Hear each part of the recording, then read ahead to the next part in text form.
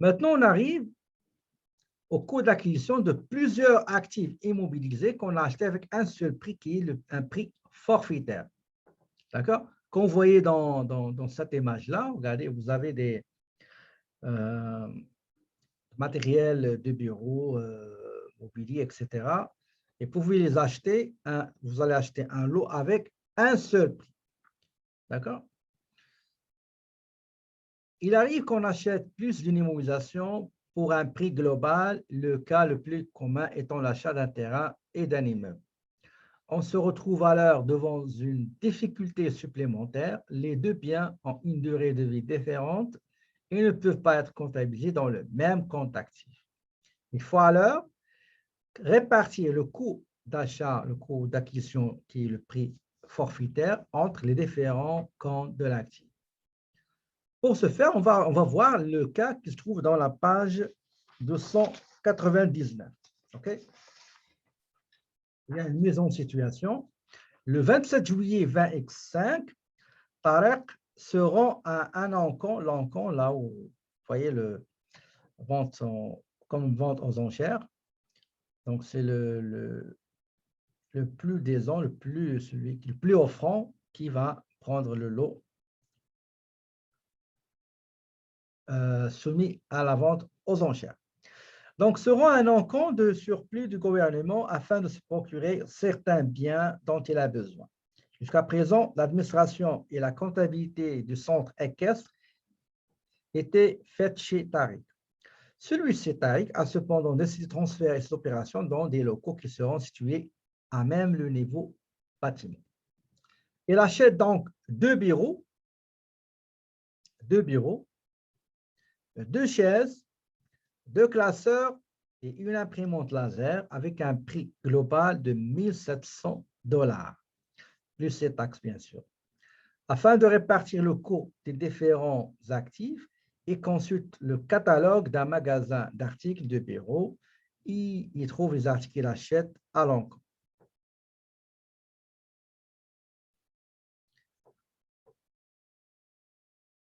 Donc, le catalogue qu'il a trouvé, qui se trouve dans la page 300, la chaise, normalement, c'est 200 $. Classeur à 4 tiroirs, c'est 300 $. L'imprimante, 500 $ et le bureau à 500 $. Donc, qu'est-ce qu'on va faire? On va essayer de répartir la valeur, le prix qu'on a réglé, qui est 1 700, équitablement à chaque actif immobilisé. Comme vous voyez ici, si vous prenez l'ameublement du bureau et le matériel informatique, regardez l'image et ce que je vous ai expliqué en bas. Ameublement du bureau, c'est-à-dire classeur à 4 tiroirs, chaises et bureaux. Vous allez voir que deux bureaux, le bureau coûte 500 $, donc deux, ça coûte 1 000 $, donc selon le catalogue. Donc, les bureaux, c'est 1 000 $. Il a acheté deux bureaux. Il a acheté deux chaises. Donc, chaque chaise coûte 200 $. Donc, deux chaises à 200 $, l'une, c'est 400. Donc, 400 plus 1000. Deux bureaux, ça coûte 1400. Les classeurs, ça coûte 300 l'unité. Et il a acheté deux classeurs à 4 tiroirs. Donc, 600 $. Donc, 600 plus 400 plus 1000, ça donne 2000 $. D'accord? Maintenant, ce qui reste, c'est le matériel informatique. L'imprimante, ça coûte 500 l'unité. Lui, il a acheté une seule imprimante. Donc, le total de ces deux-là, normalement, c'est 2500. Et on va essayer de répartir chaque valeur, répartir la valeur globale sur chaque actif immobilisé. C'est très simple. Voilà comment on va faire. Ça va pas long. Attendez, je vais vous chercher un fichier Excel. Ça va pas long pour vous expliquer. Attendez, ça va pas long. Page 299, excusez-moi, je cherche la page.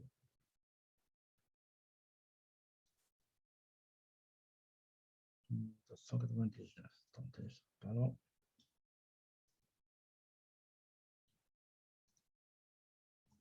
Voilà. Donc, je vais vous expliquer ça.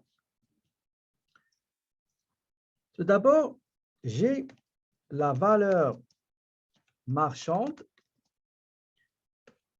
de l'ameublement de bureau.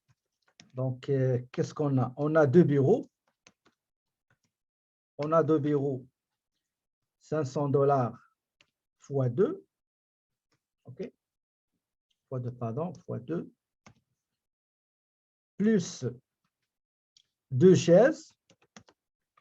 Ça veut dire 2 multiplié par 200 $. D'accord? Ça donne 400 $. Plus deux classeurs. Deux classeurs, ça veut dire 2 fois 300 $. Donc, le total, si vous prenez 1000 plus 400, c'est 1400 plus 600, c'est 2000 $. Donc, j'ai ici 2000 $. Ça, c'est la valeur marchande, la valeur au moment où il a consulté le catalogue, il a trouvé que ce qu'il a acheté, voilà qu'est-ce qu'il coûte. Maintenant, la valeur marchande du matériel informatique.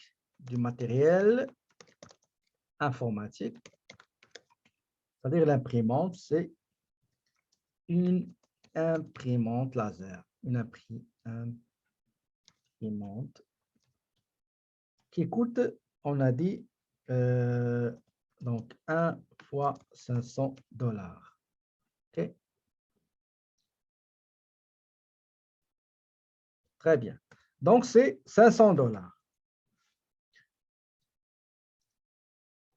Ici, c'est valeur marchande valeur marchande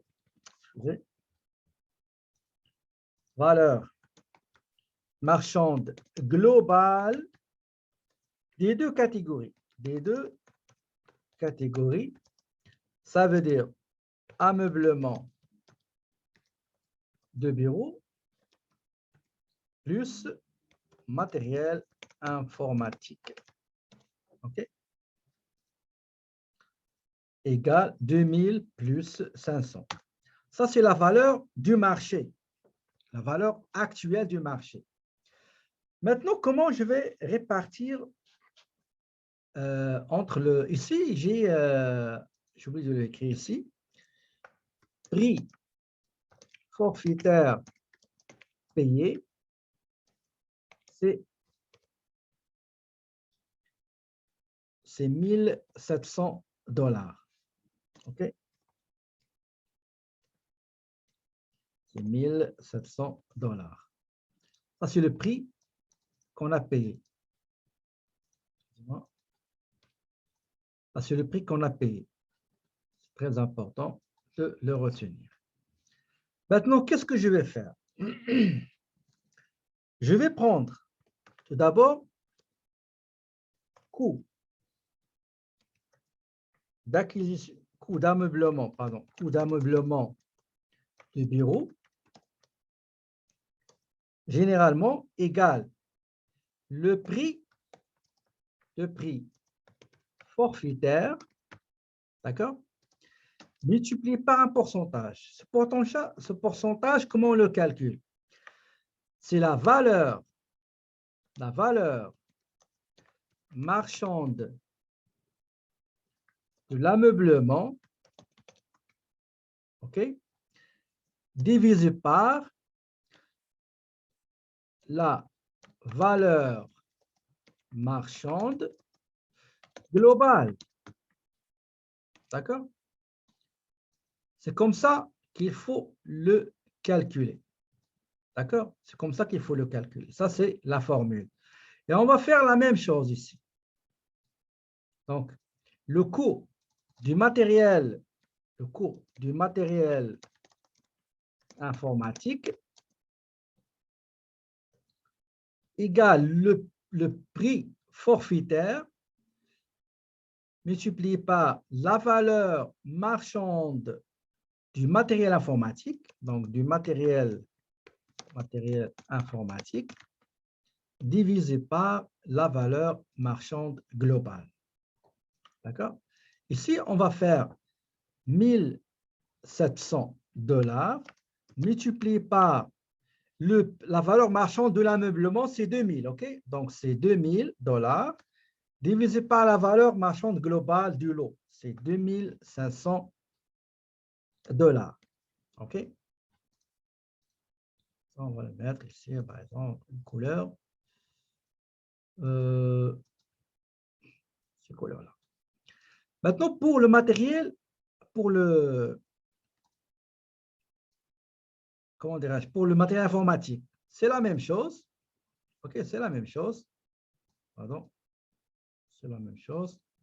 C'est 1700, le forfait global, le prix forfait qu'on a payé pour l'ensemble des émulations, multiplié par un pourcentage calculé comme suit. Donc, le prix, ou bien le coût, la valeur marchande du matériel informatique divisé par la valeur globale du lot.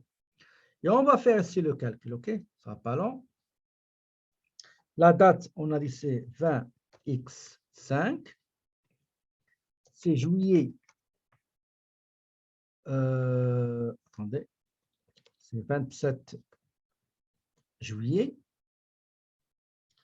Ameublement de bureau. Numéro de compte, c'est 1800. Comment le calculer? Égal 1700, le prix forfaitaire, multiplié par combien représente, quel est le pourcentage de la valeur marchande d'un ameublement de bureau sur la valeur marchande globale, égale 2000. Attendez, on va faire la liaison, égale 2000 divisé par 2500. Donc, ça égale, mais donc la valeur avec laquelle l'ameublement de bureau sera comptabilisé, c'est 1360. D'accord? Je mets ici la TPS à recevoir et je mets la TVQ à recevoir. Donc, ici, j'ai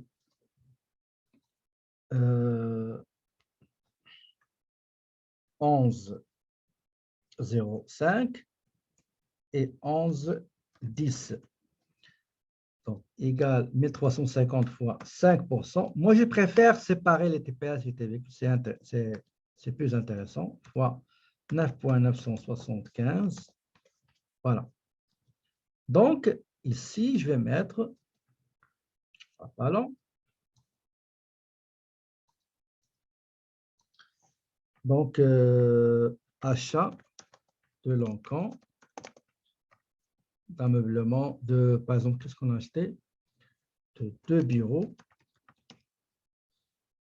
2 chaises et 2 classeurs, 4 tiroirs. Classeurs. Très bien. Maintenant, on va faire la même chose pour matériel informatique. D'accord? Pour le matériel informatique. Donc, on va mettre coller ici. Bon. On va mettre ici copier et on va mettre coller. Matériel informatique. Donc, matériel informatique, c'est le 27 juillet, même date.